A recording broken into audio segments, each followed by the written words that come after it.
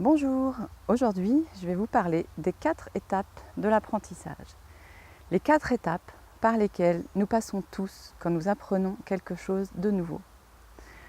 Que ce soit apprendre à marcher ou à conduire, apprendre à parler une langue étrangère, faire ses lacets, poser du carrelage ou réaliser une recette de cuisine, tous les apprentissages nous font passer par ces 4 étapes. Quel que soit notre âge, quel que soit notre sexe, notre QI, notre niveau d'études et même notre statut social. Et oui. La première étape est celle-ci. Nous sommes inconsciemment incompétents. C'est-à-dire que je pense que c'est hyper simple de conduire une voiture ou de m'exprimer avec bienveillance dans mon couple parce que j'ai observé mes parents conduire pendant 16 ou 18 ans, ou encore parce que j'ai vu un film où le héros s'adresse avec cœur à sa femme qui lui répond sur le même mode. Et ils font ça même quand il y a un truc grave, énorme, super stressant entre eux. Voilà, ils arrivent à rester dans cette bienveillance. Voilà, c'est génial. Donc tout ça, ça a l'air vraiment très très facile et évident.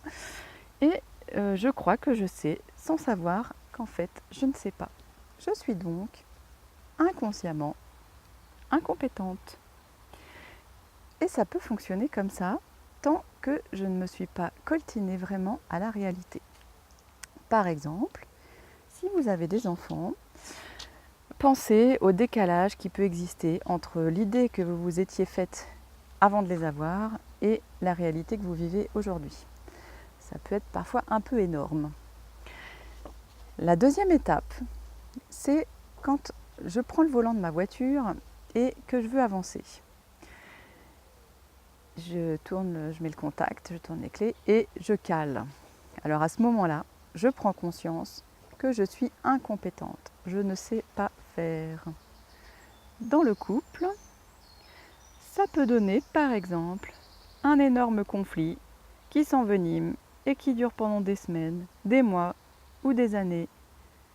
Alors que pourtant, nous sommes pleins de bonne volonté, nous avons l'intention sincère de communiquer dans l'amour, mais ça ne marche pas. Nous devenons donc consciemment incompétents. Et c'est génial, même si c'est super inconfortable. C'est génial parce que je sors de ma position de victime irresponsable, qui me fait dire que c'est la voiture qui a un problème, ou mon conjoint, ou la météo.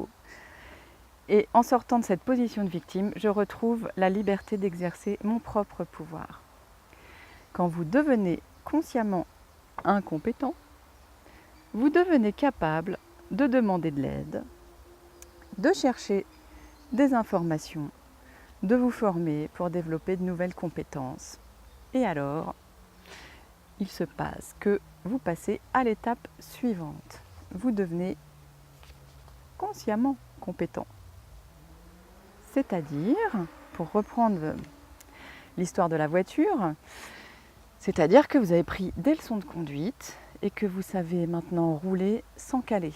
Super. Vous êtes très vigilant à bien respecter les procédures qu'on vous a transmises. Donc ça demande de l'attention. Vous faites attention à faire tous les contrôles dans les rétros, derrière, sur le côté. Voilà. Vous faites attention à débrayer au moment où vous changez les vitesses. Vous focalisez en fait votre attention sur tout ce que vous faites et vous vous appliquez à faire les choses super bien. C'est donc la phase où je suis consciemment compétente. Bon, cette phase peut parfois être un peu pénible pour l'entourage, notamment en matière de communication. Dans le couple, ça peut donner quelque chose comme ça. Par exemple, quand je rentre d'un week-end de stage, communiquer avec bienveillance, en couple et avec les enfants. Donc voilà, j'ai fait mes 2 jours de stage, j'ai appris plein de choses. Donc je suis devenue consciemment compétente et j'arrive à la maison et je m'adresse à mon mari ou à ma femme en lui disant « Mon chéri, ma chérie, quand je rentre de formation et que je vois la vaisselle sale dans l'évier, le frigo vide et le panier à linge qui déborde, je me sens désappointée car j'ai besoin de coopération. Serais-tu d'accord pour qu'on en parle maintenant ?» Et s'il ne s'est pas évanoui en m'entendant utiliser ce vocabulaire étrange, il est possible qu'il me réponde non. Parce que c'est une option offerte quand on passe de l'exigence à la demande.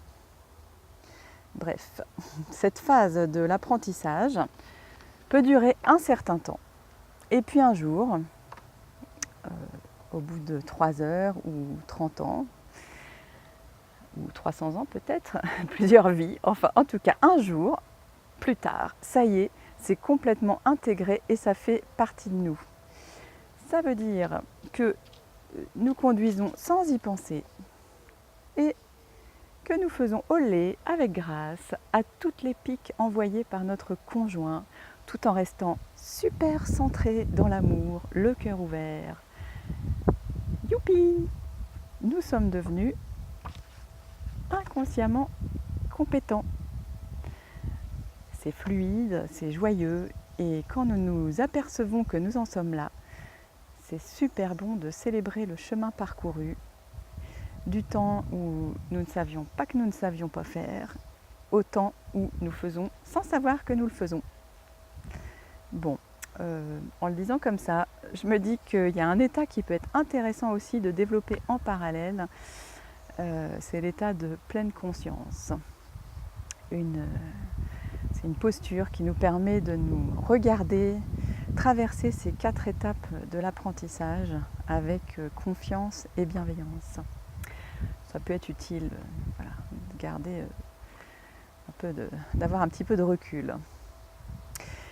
Alors, si vous avez aimé cette vidéo, merci de cliquer sur le petit pouce qui devient bleu, là en dessous. Vous pouvez aussi vous abonner à la chaîne en cliquant de l'autre côté là sur le petit bouton rouge. Ça vous permettra d'être informé des prochaines vidéos. Et puis vous pouvez aussi partager autour de vous, à vos amis, vos voisins, vos collègues. Et donc là, c'est en cliquant en haut à droite sur la petite flèche. Voilà, merci à vous et à demain.